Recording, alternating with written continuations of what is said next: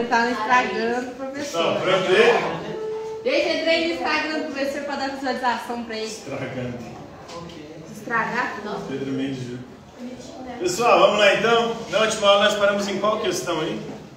Na 2. Não evoluí. Não tô achando, não. Presidente. Pode pegar aqui. Olha, eu sigo ele. É separado, mano. É esse? Então Marx empreende uma crítica ao idealismo hegeliano. O idealismo hegeliano dizia o quê? Que são as nossas ideias que transformam o mundo, a realidade. Então, a ideia é o princípio norteador de toda a realidade ou de toda a filosofia hegeliana. O Marx vai dizer o seguinte: segundo Marx, Hegel teria colocado o mundo de cabeça para baixo. Seria como se estivéssemos... O ideal, ele é idealista, né? Idealista, isso. E para o idealismo são as nossas ideias que transformam o mundo. A história humana nada mais é do que a história da luta, do confronto, da oposição de ideias. Enquanto para Marx não, são as condições materiais que determinam a nossa forma de pensar. Então, para o Marx, Hegel teria colocado o mundo de cabeça para baixo. Ou seja, nós estamos amparados na nossa cabeça, nas ideias. Para ele é preciso desvirar o ser humano. O ser humano estaria de cabeça para baixo. Seria necessário colocar novamente o ser humano de pé. Não mais baseado nas suas ideias, mas agora o ser humano estará calcado, pisando nas suas condições materiais. Mas são as condições materiais que determinam a nossa forma de pensar. Então, nesse aspecto aí, discordo de Hegel. Para ele, Hegel teria colocado o mundo de cabeça para baixo. É preciso colocar as pessoas novamente amparadas sobre seus próprios pés e sobre a realidade material, as condições materiais. Porque são elas que determinam as nossas ideias, a nossa forma de pensar. Segunda. Isso. Segunda ou primeira? Segunda. Não são nossas ideias que transformam o mundo, é o mundo que transforma as nossas ideias. Mas para Hegel era a nossa ideia transformada, né? Isso. Para Marx são as condições materiais que determinam a nossa forma de pensar. Eu coloquei realidade que determina a nossa condição. Tá certo? A realidade que determina o nosso pensamento, para o Marx, né? Próxima questão. Peraí, você não está copiando aqui. Quem foi? Ludwig Feuerbach. Essa bosta aí mesmo. E o que ele defendia? Feuerbach dizia o seguinte, né? Ele também é um materialista, então ele vai focar na realidade material.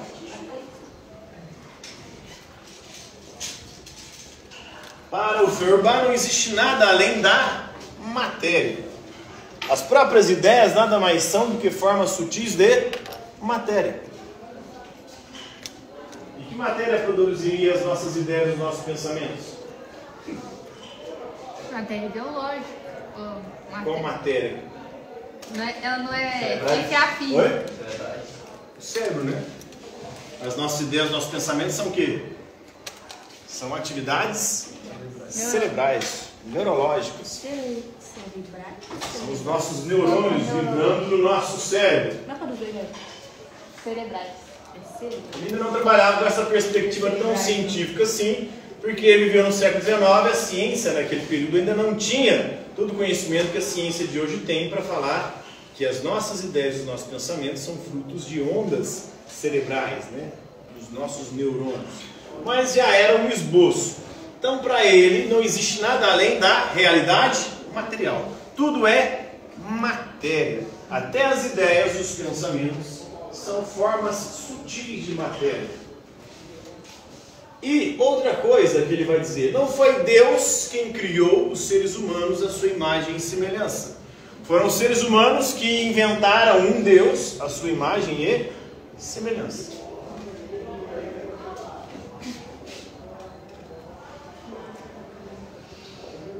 faz sentido.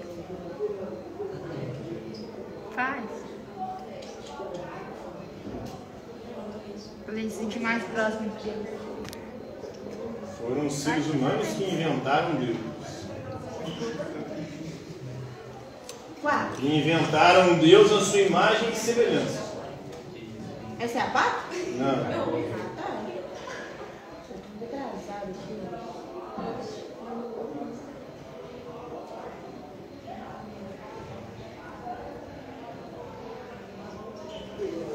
Porque até hoje ninguém viu Deus.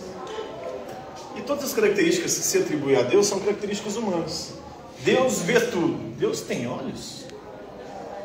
Se ele é um ser espiritual, ele não tem características materiais. Ou as características espirituais são a mesma coisa que as características materiais? Ninguém sabe. Deus vê tudo.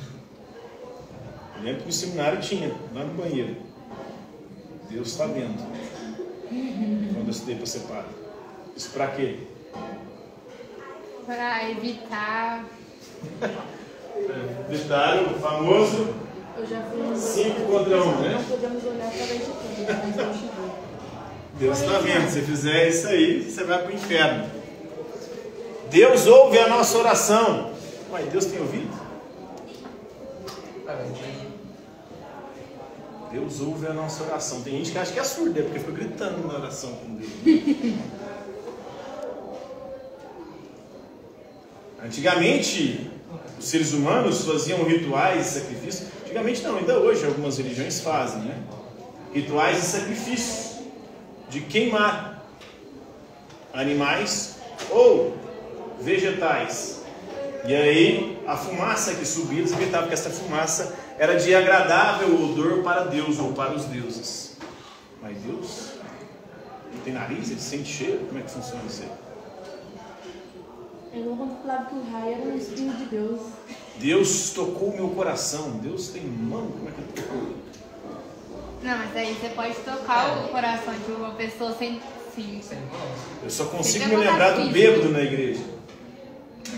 Que entrou na igreja, o pastor estava fazendo a pregação e dizendo: irmão, hoje Deus vai entrar na sua vida e te transformar num novo ser humano. Mas para isso é necessário que você se abra, para que Deus consiga entrar. Então vamos lá, meus irmãos, todos de joelhos agora, invocando o Espírito Santo de Deus, para que Ele entre em nossas vidas. O bêbado queria parar de beber, foi, ajoelhou, começou a fazer oração, e um cachorro foi e começou, enquanto ele estava ajoelhado lá, a lamber a bunda dele. Ele falou: Deus, pode entrar na minha vida, Senhor, mas não entra por aí não, pelo amor de Deus. Pelo amor de Deus, depois de beber não tem não. Então eu só consigo lembrar dessa, né? Deus tocando alguém. Outra coisa, esses sacrifícios também de alimentos era para alimentação dos deuses. No Antigo Testamento está cheio disso. Mas apodrecia. Oi? Apodrecia. Mas era para Deus, era um sacrifício, né? Era um alimento que era dado para os deuses.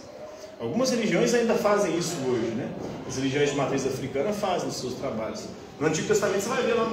Inclusive, o primeiro confronto do Antigo Testamento, a primeira briga ali, treta entre Caim e Abel por conta das oferendas. Um ofertou animais, o outro ofertou. Mas é porque não era questão do odor da fumaça, mas sim da representação de que para você se limpar dos seus pecados, você tinha que morrer. Mas se eu utilizava um animal puro, imaculado, por isso que fazia isso, não por causa do odor. Então, essa é uma crença, eles não acreditavam nisso na época, nessa representatividade. Isso é uma interpretação posterior. Na época eles acreditavam que os deuses exigiam isso deles, esses sacrifícios rituais. Inclusive é uma mudança, né? Porque dependendo de algumas religiões, tinha a crença que tinha que sacrificar a seres humanos.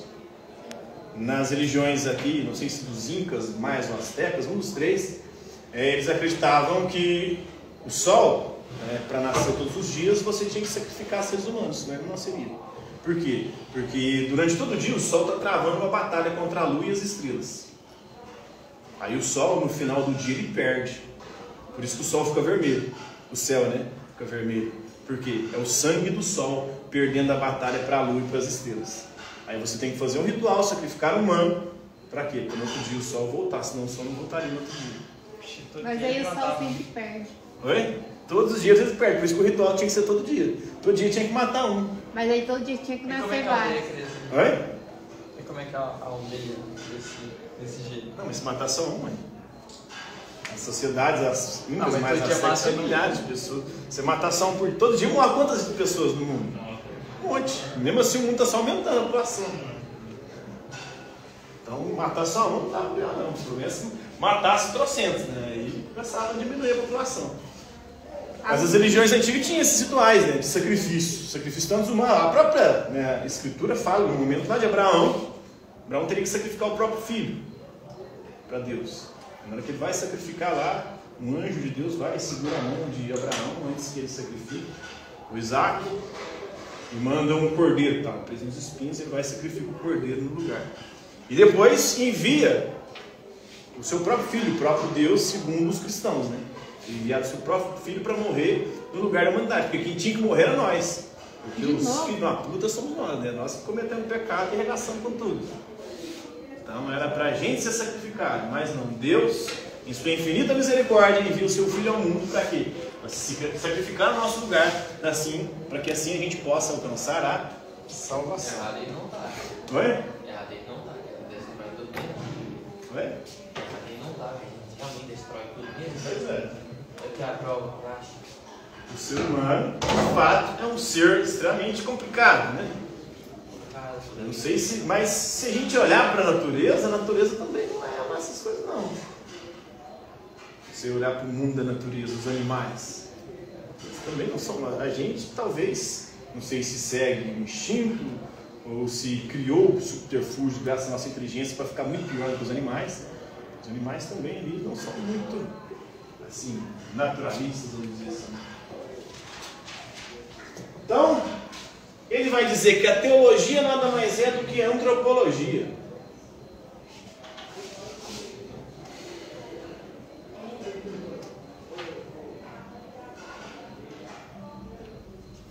Então, quando a gente acha que está estudando a Deus, na verdade nós estamos estudando o ser humano. O ser humano projetou em Deus tudo aquilo que ele tinha como característica própria. Se Deus é um ser espiritual, ele não deveria estar submetido nem ao tempo nem ao espaço. Inclusive a teologia vai falar sobre isso. Deus só é onipresente porque ele não está limitado pelo espaço. Ele só é eterno porque ele não está limitado ao tempo. Quando pergunta para o Santo Agostinho, o que Deus fazia antes de criar o mundo? Santo Agostinho vai responder assim: não podemos falar em antes de criar o mundo. Porque quando Deus cria o mundo, ele cria o tempo. O tempo é uma criação. E Deus não está submetido ao tempo. Deus é maior e transcendente ao tempo. Deus é eterno. O tempo é criação. E só surgiu a partir do momento que as coisas foram criadas. Então, se Deus não está submetido nem ao tempo nem ao espaço, ele não pode ter nenhuma característica humana. Não pode ter olho, não pode ter ouvido. Isso aí é tudo figura de linguagem. Mas essa figura de linguagem só é interpretada assim hoje. Naquele tempo, as pessoas acreditavam que Deus tinha essas características. Deus era uma espécie de super-homem. Um homem todo poderoso. Tinha asas, tinha, né, algumas trechos bíblicos falam que Deus também tinha asas. Aí já entra, né, não só antropomorfismo, mas zoomorfismo. Antropomorfismo é com formas humanas. Zoomorfismo é com formas de animais. Mas que nem o senhor falou, ele é um criador. Por que ele não poderia criar com as características que ele tem no ser humano? Então, isso quando ele cria, as criaturas, elas estão submetidas ao tempo e ao espaço com características materiais. A interpretação hoje é que a nossa imagem e semelhança é a nossa realidade espiritual. É a nossa alma que é a imagem e semelhança de Deus. Porque o nosso corpo material não pode ter imagem e semelhança de Deus, porque Deus não é material. Se ele fosse material, a gente podia ver ele, a gente podia ouvir ele, a gente podia sentir o cheiro dele, a gente podia sentir o sabor dele. Apesar de que os cristãos, alguns, acreditam que é possível sentir o sabor de Deus, porque Jesus teria deixado o seu corpo e seu sangue como ritual. A missa cristã católica, por exemplo, acredita que no momento ali da celebração há a transubstanciação. O pão e o vinho se transformam em corpo e sangue de Cristo. Porque Jesus Cristo teria falado, né? Isto é o meu corpo, tomai e comei. Isto é o meu sangue, tomai e bebei. Isto é. Não isto representa. Isto é. Então é o corpo e o sangue. Quando você comunga, algumas igrejas protestantes também acreditam a mesma coisa, na ceia, né? Ou comunga na missa, você está comendo o corpo, então é preciso sentir o sabor. É preciso tocar, é preciso sentir o cheiro, é preciso ver. Porque Deus se materializa ali de alguma forma, se transubstancia no corpo e o sangue. É a crença dos católicos, né? Os católicos é o corpo e o sangue. Por isso que eles adoram o que eles chamam de Santíssimo Sacramento. Porque ali é Deus. Eu nem entendo a igreja católica, porque eles transcendem o que a própria Bíblia fala, tipo idolatria a imagens. Então, mas aí é questão de interpretação, né? Porque Deus lá em Êxodo 20, ele proíbe fazer imagens, mas imagem de outros deuses. A igreja católica não faz imagem de Deus, faz imagem de santos. E o santo não é um Deus, uma pessoa que deu um testemunho de Jesus Cristo. Mas de certa forma eles adoram. Adorar é prestar culto de adoração, que significa considerar aqueles seres deuses. Os católicos não é Deus. O católico É como se fosse um mensageiro. é um intercessor. Essa é a crença dos católicos. E aí, o que acontece? Né? Lá em Êxodo 20, Deus proíbe. Tem os 10 mandamentos que ele dá para Moisés. Em 25, Deus manda fazer querubins de ouro para colocar na Arca da Aliança. O que são querubins de ouro? Tinham 2 querubins de ouro na Arca da Aliança, 2 anjos, 2 imagens de anjo. Na Arca da Aliança, que é onde Deus supostamente sentaria, que é o trono de Deus. O povo carregava a Arca da Aliança aonde que ele ia, enquanto ele estava em peregrinação até chegar à Terra Prometida. Então Deus manda fazer imagens. Deus não proíbe imagens em si, ele proíbe imagens de outros deuses, como o povo, por exemplo, fez a imagem de um bezerro e começou a adorar o bezerro. Ou, tem outra passagem que Deus manda, né, fazer serpente de bronze, Números 21. Deus manda fazer serpente de bronze, quem orasse para a serpente ficava curado. O povo estava morrendo picado de cobra no deserto. Então não é proibido fazer imagem em si, né? Essa é a interpretação da Igreja Católica. Essa igreja católica, Aí, ela é inteligente pra caramba. os evangélicos pegam isso de forma literal para dizer que eles são idólatras, que eles adoram imagens, né? Mas as imagens ali, inclusive, há até uma contradição também. Porque eles falam, né? Tem olhos, mas não veem, tem braços, mas eles imaginam Deus com olhos e braços.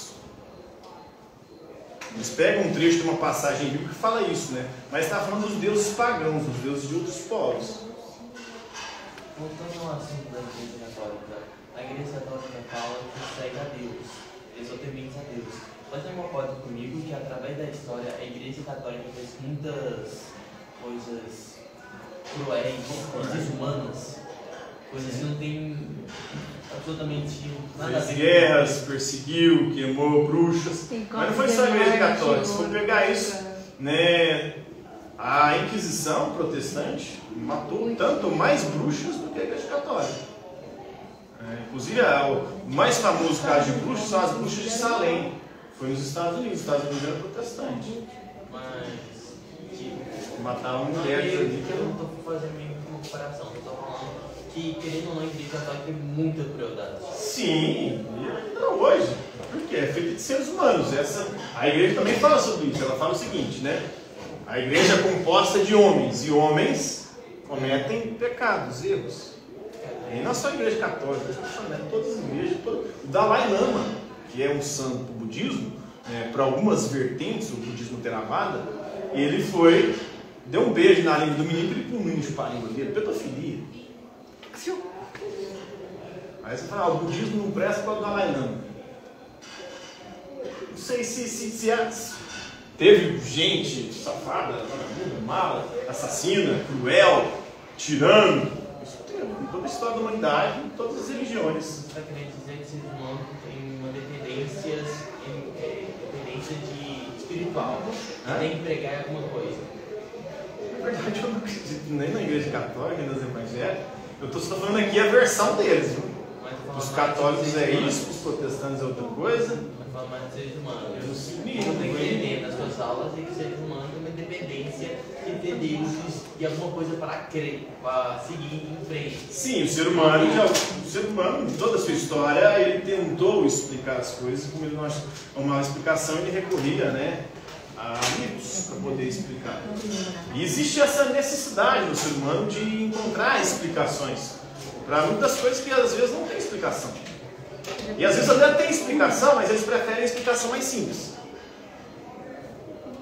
Eu estou doente, você poderia procurar um médico para poder tratar a sua doença, que é a pessoa indicada para isso. Mas não, eu pedir para Deus me curar, né? Vou na igreja, a gente faz isso. Eu estou com câncer, não vai tratar não, vou na igreja porque Deus vai me curar. É igual o médico. Já passa até chance de sobreviver com câncer, né? Transfusão de sangue. Igual transfusão de sangue. E tem um sistema de Jeová, por exemplo, que não faz transfusão de sangue, né? Não faz transfusão de órgãos. Mas acreditam que isso dependendo do problema, se você não acreditar que ele tem a cura, querendo ou não, ele realmente consegue se curar. No caso do poder da mente. Sim, o poder da fé é muito grande, né? Também, a ciência também fala sobre isso. A ciência é tão interessante que ela fala sobre isso também. Ela fala o seguinte, tem pesquisas científicas que mostram que pessoas que têm fé conseguem se curar ou lidar melhor com a doença muito mais do que as pessoas que não têm. O próprio Jesus também falava isso.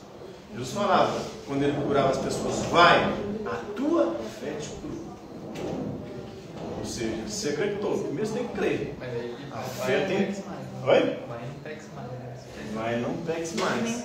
Então, ele tinha ali, com certeza, ciência da importância do poder da fé. Até que ele falava também, né? A fé do tamanho de um grão de mostarda, você falar para essa montanha move daqui para lá, ela vai mover.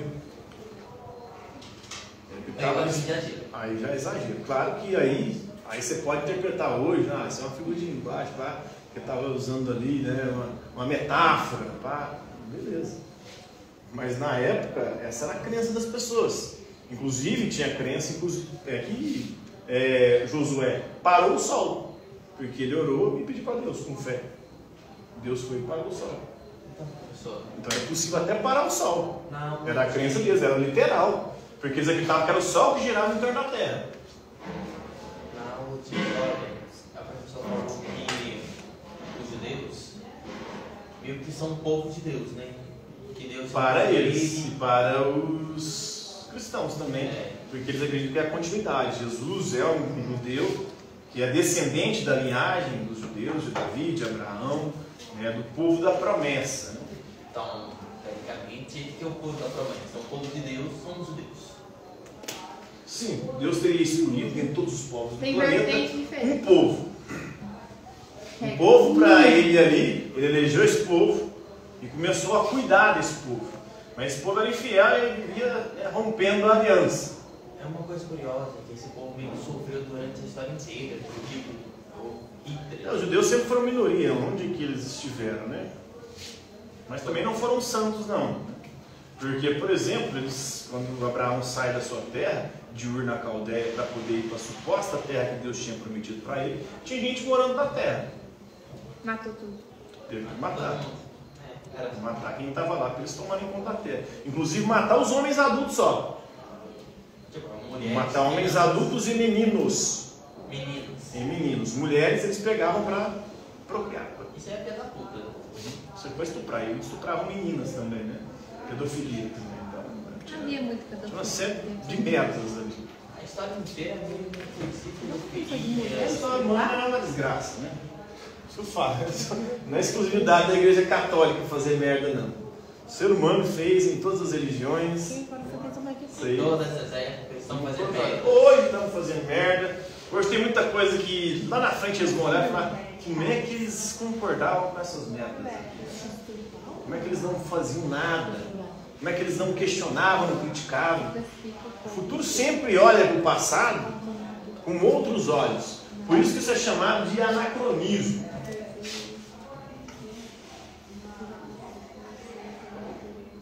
O que é anacronismo? Anacronismo vem de cronos, que é tempo, né? É fora. Então, você está fora do tempo e quer julgar o tempo como se estivesse naquele tempo. Se estivesse naquele tempo, provavelmente você não questionaria aquele tempo. Pode até questionar, mas eu não teria poder fazer nada. Como eu iria se questionasse? A minoria questionou. Em todo esse tempo. Sempre questiona. Foram muito poucos que questionaram. A maior parte concordou e referendou e até ajudou a tacar pedra, pau. O próprio Paulo, por exemplo, né, que é o considerado o maior dos apóstolos ali,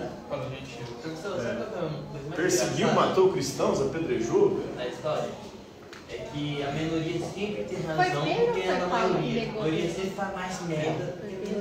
Não é todo Pedro, né? Se você olhar para a Bíblia, Deus matou mais gente do que o demônio na Bíblia. 3 vezes antes do galo contra O demônio acho que matou nem 10 na Bíblia. Deus matou milhares. Deus é mais assassino que o capeta. Não, Mas ele, no caso, se a gente for colocar... E Deus se vingava do povo, era um Deus vingativo. O Deus do Novo Testamento é um Deus que muda completamente a perspectiva. Jesus muda essa visão. É um Deus justiceiro, um Deus que se irava. Oi? Deus não mudou, Deus é o mesmo. Pois é, aí que está o problema, né? Então a gente pode mudar. Mudou-se a interpretação de Deus. E Deus não mudou, Deus continuou. Se Deus é eterno e imutável, como acredita a religião, então o que mudou foi a interpretação. E a interpretação, aí o que dizem os teólogos cristãos? A interpretação do Antigo Testamento, a visão que se tinha de Deus ainda era uma visão limitada. Eles não tinham a visão ainda plena de Deus. Essa visão plena só vem com Jesus Cristo. Jesus Cristo é o auge, ou é o suprassumo da revelação. Então, quando ele vem, aí eles entendem Deus tal como ele é. Até então, era ainda uma visão meio que deturpada e contaminada pela visão do ser humano. Mas como que antes ele sabia que tinha um Deus? Todos os povos tinham deuses, né? Não, mas tipo assim, o Egito tinha um monte, né? Mas aí como que eles falaram assim, não, vou ter um Deus agora? Na verdade, todos os povos, até os politeístas, mesmo tendo um monte de Deus, eles tinham um que era o que eles acreditavam que era o que favorecia. A cidade de Atenas, por exemplo. Por que tem esse nome? Por causa de Atena. E por que Atena passou a ser a padroeira da cidade e a cultuada? Teve uma briga dela com Poseidon, para saber quem que seria o deus daquela cidade. E aí o Poseidon foi e, como é deus dos mares, ele bateu no alto da montanha lá e fez jorrar água. Mas só que a água era salobra. Aí o povo falou, essa água não. Aí Atena foi e deu como presente para o povo uma oliveira, um pé de azeitona. Aí o povo escolheu ela. Aí ela passou a ser a deusa oficial da cidade. Entendeu? Então os povos tinham um. Mas só que, assim, esse é o nosso. Tem um dos outros, os outros acreditam deles, né? No começo também era assim. Se você olhar no Antigo Testamento, né, os estudos teológicos da Bíblia falam isso. Que ao longo da história bíblica, nem sempre o povo foi monoteísta. Eles praticavam a monolatria. Qual que é a diferença? Monoteísta é a crença em um só Deus. Monolatria é a adoração de um só Deus. Existia um povo na terra. Isso, ele falou, esse é o nosso Deus. Nosso Deus é... Aí tem as traduções também, né? Hoje os evangelhos traduzem como Jeová. Os católicos traduzem como Javé. Na verdade vem de um tetagrama hebraico. No hebraico não tem vogal. Então YHWH. Isso aqui traduzindo seria algo meio que Yahvé, né? Os evangélicos vão pegar outra denominação, Elohim, né? E vão misturar. Vão pegar o Y vai virar J, né? O E de Elohim vem para cá, o O vem para cá, porque não tem vogal, e o W vira V e Jeová, né? No final ele não tem muita justificativa. Mas aí chegou uma pessoa e falou assim, vamos crer em Jeová. E o que significa isso aqui? É isso? Eu sou. Eu sou aquele que sou. É assim que ele se revela para Moisés. Até então o povo nem sabia o nome de Deus, segundo a história bíblica. Deus fala com Abraão, mas Abraão não sabia o nome de Deus. Ele se revela para Moisés, na sarça ardente ali no deserto. Então o povo achava que ele era louco, porque ele ouvia voz até então. Na verdade aquele mundo era muito comum naquele tempo. As pessoas ouvirem vozes. Até porque não existia psicologia e psiquiatria naquela época, né? Então essas pessoas poderiam hoje ser consideradas esquizofrênicas. Esquizofrenia, uma doença que pessoas que ouvem vozes, conversam com seres, né, outros seres imaginários. Tem uns que é doente, tem outros que é extraterrestre, né? Então isso ainda existe até hoje. Eu estava dando aula essa semana dos meus alunos de uma religião agora, do século XX, chamada religião Rastafari. O cara acredita que Deus falou com ele, no século XX. Então, Deus falou com ele e falou com ele que deturparam toda a Escritura Sagrada, que Sião, a terra prometida, nunca foi o Oriente Médio, foi a África, e que os povos não eram os judeus, eram os povos africanos, eram os negros. Então, uma religião que subverte de tudo. Falou que Deus tinha vindo era para salvar os negros do homem branco. O homem branco que é a Babilônia para a religião Rastafari. Isso foi agora, recente. Ele falou, conversou com Deus. Tem a outra religião, Kaldai, que eu também dei aula essa semana. Kaldai foi um outro cara que também falou que Deus também falou com ele. E Deus falou com ele o seguinte, eu tentei revelar para esses desgraçados aí, e esses filhos da égua foi dividir um monte de religião diferente. Mas eu sou só um, então eu quero unir todo mundo numa só. E Kaldai fala isso, a religião. Eu quero unir todas as religiões numa só. Porque a divisão das religiões fez o quê? Gerou divisão, guerra, confronto por questões religiosas, por discordâncias religiosas. Por isso que eles querem fazer o concílio mundial das igrejas. Oi? Por isso que eles querem fazer o concílio mundial das igrejas. Não, já tentam, Isso é chamado de ecumenismo, se for só as cristãs. Ecumenismo é tentar reunir todas as cristãs numa só. Agora, o Kaldai, ele quer todas as religiões. Aí é budismo, hinduísmo, todos. O ecumenismo é só cristãos. Porque existe hoje, a Igreja Católica, as protestantes históricas, elas fazem reuniões chamadas reuniões ecumênicas. Buscam se reunir e nessas reuniões, o que eles fazem? Buscam o diálogo ali. Hoje tem mais de 100 mil denominações cristãs diferentes. Você vê como é complexo o bagulho. São mais de 100 mil interpretações diferentes de uma única palavra de Deus. Que é o que eles acreditam, O cristão, a palavra de Deus é a Bíblia. E o Espírito Santo fala com a gente através da Bíblia. E esse Espírito Santo, a própria Bíblia fala que é um espírito de unidade. Se é um espírito de unidade, por que há tanta divisão e divergência? Será que o Espírito Santo anda... Professor, vamos supor, se todas as religiões juntassem e fizessem uma só. Então, se todas as pessoas... O Kaldai é que é isso, Unir então, todos. vamos supor que se o Kaldai realmente der certo. Isso seria bom ou ruim para nós, seres humanos? Porque nós teríamos apenas uma religião. Não sei, cara. Nós, seres humanos, são agora tô falando, Não sei muito... Aqui na sala aqui tem quantas pessoas hoje? 3, 6, 9, 10. 10 alunos. Tem 10 ideias diferentes sobre os mais diversos assuntos e raramente você vai concordar em todos os assuntos. Cara, contenção nova. Aí você quer que as pessoas todas concordem sobre religião? Tem eu. É meio complicado, Então vai dar certo que nós somos seres humanos. Então vai dar certo que nós somos seres humanos. E cada um tem diferente, pensa uma coisa. Cada um tem suas ideias diferentes. E você fala, cara, eu não concordo com essa ideia. Eu estava dando aula na sala e eles estão revoltados comigo lá. Porque, velho. Como assim? Não tem gente de conversar com você, não. Eu vou conversar comigo. Fala tudo que você fala, você tem resposta. Não, eu não tenho resposta. Eu estou falando que os caras falaram.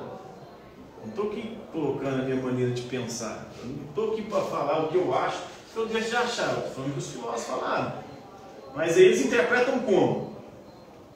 A minha aula. Que eu estou querendo impor minha ideia sobre a mesa. Não estou aqui querendo impor minha ideia. E vocês não conseguem, tipo, não concordam com pensamentos diferentes. Para eles, a ideia deles é onisciente. Aí eles falaram, isso aqui não vai servir de nada para minha vida. Onde que isso aqui vai ficar? Eu falei, se você não sabe, o idealismo e o materialismo está falando de Taca Hegel e isso de na Marx. redação e você Tá Tá acontecendo lá, velho. Olha aí a política aí. Você acha que essa briga é o quê?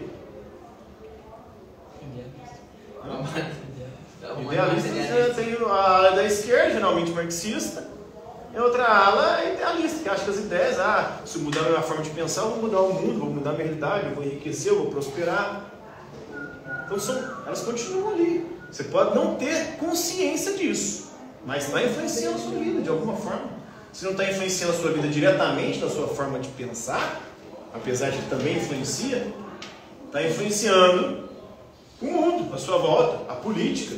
A política está definindo aí sua história aí também. A escola, por exemplo, para ter escola, isso aí é uma ideologia, foi uma ideologia que foi implantada há um certo tempo. As escolas é uma criação do século XVIII para cá. E para que criaram as escolas? Para fazer empregados. Para trabalhar. Criaram na mesma época, escola, presídio e hospício. Tudo com o mesmo propósito. Para colocar os seres indesejáveis. No hospício coloca os doidos. Na cadeia os criminosos. Na escola, crianças e jovens. Que é os seres indesejáveis. Por quê?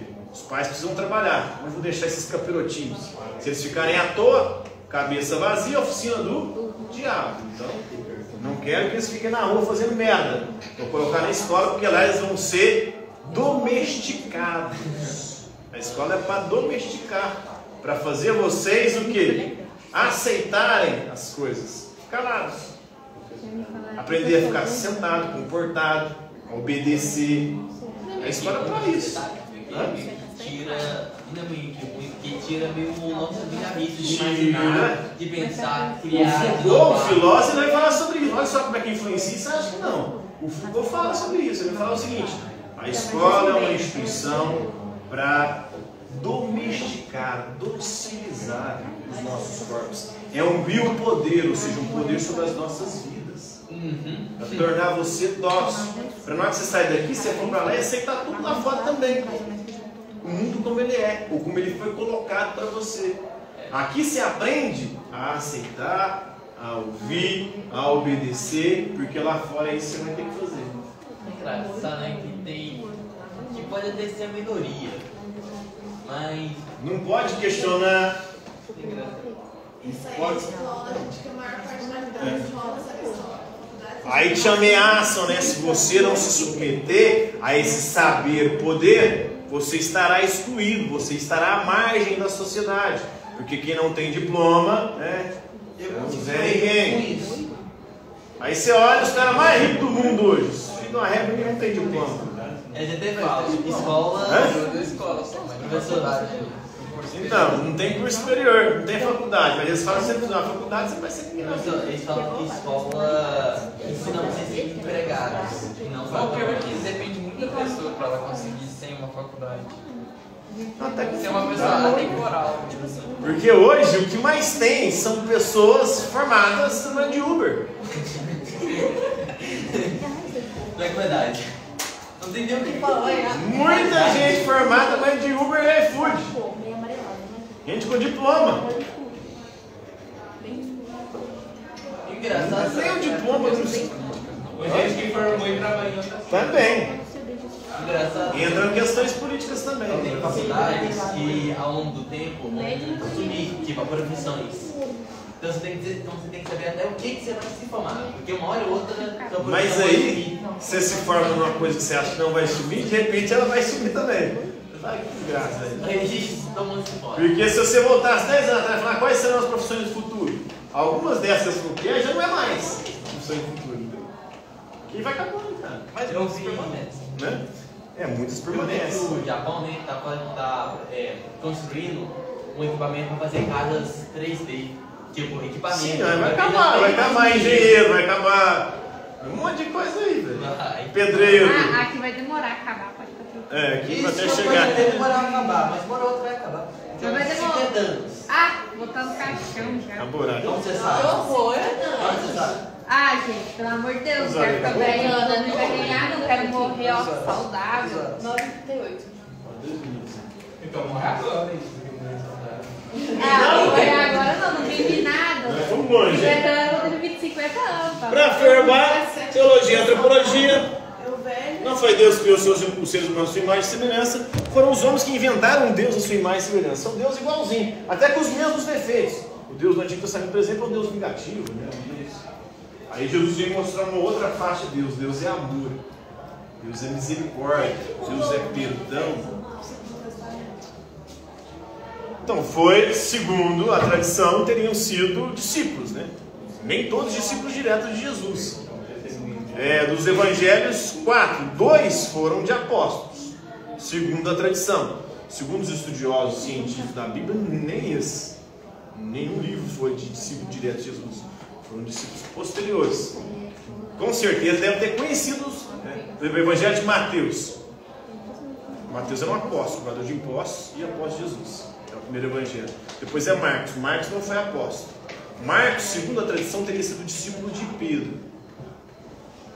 No terceiro evangelho, Lucas. Lucas também não foi apóstolo. Segundo a tradição, ele teria sido discípulo de Paulo.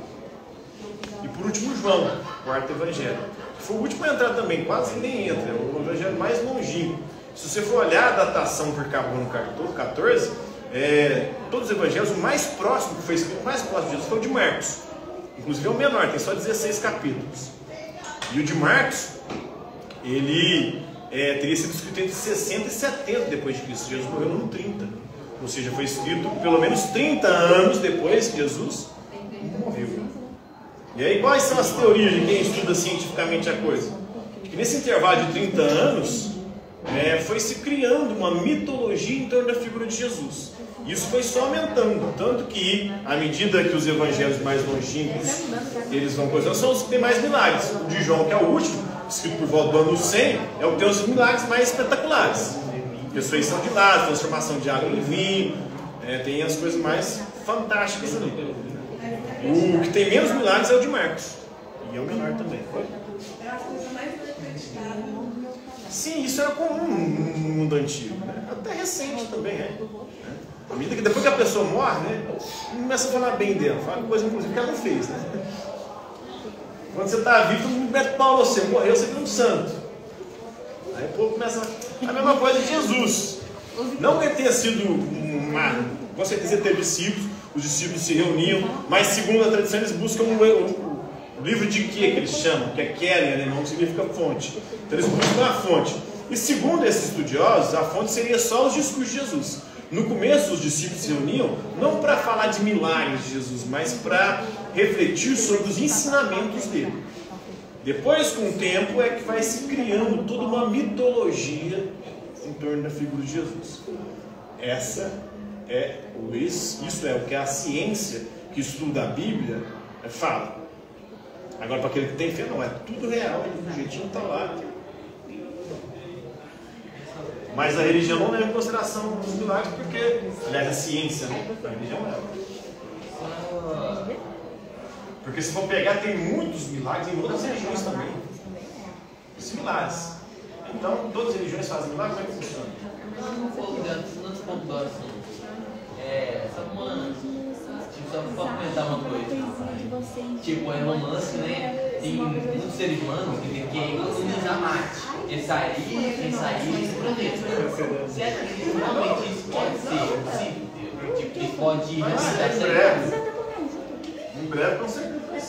Então, você concorda comigo que é muito difícil a raça humana ser extinta, já que a gente consegue viajar para outros planetas? Uma raça é uma praga, né? Provavelmente a gente vai espalhar essa praga pelo universo. Preparado, né? Uma praga. E provavelmente, até algumas teorias, por exemplo, dizem que inclusive essa praga foi traga para o nosso planeta. A vida ou o ser humano teria sido trago para cá, de outros planetas. Então, 40 ou 42? Então já deixaram o BO aqui.